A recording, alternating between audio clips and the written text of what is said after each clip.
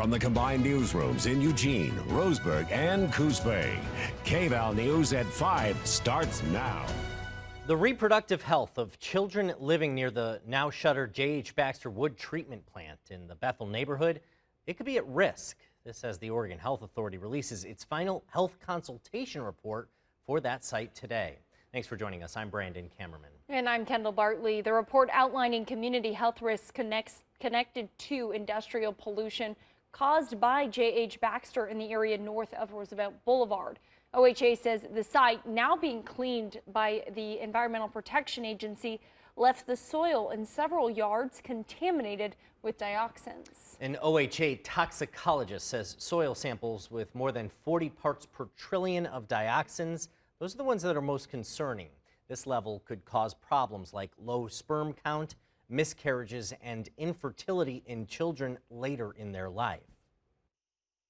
If a child is playing in that soil every single day and swallowing soil, there's a risk that it could affect their reproductive system. That would affect them later in life when they have a childhood exposure. It's one of the more very toxic chemicals, and high levels can affect people's immune systems. They can raise their risk of cancer. 11 yards were above that 40 parts per trillion mark, while 38 others were above the risk cleanup level.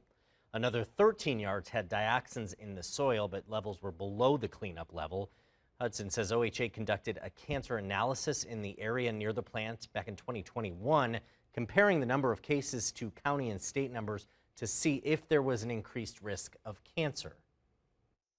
With cancer, there's no safe level, and we did evaluate cancer risk based on the levels we saw here, and we found that the cancer risk was low. The connection between dioxin and Hodgkin's lymphoma, there's not a clear link, but we also checked on that when we did our cancer analysis, and that particular type of cancer wasn't higher.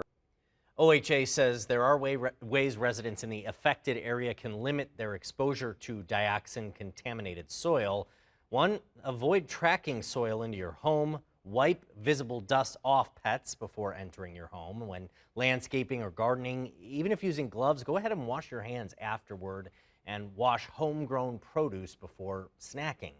OHA says so far 5 of the 11 yards with high levels of dioxins have been remediated by the Department of Environmental Quality.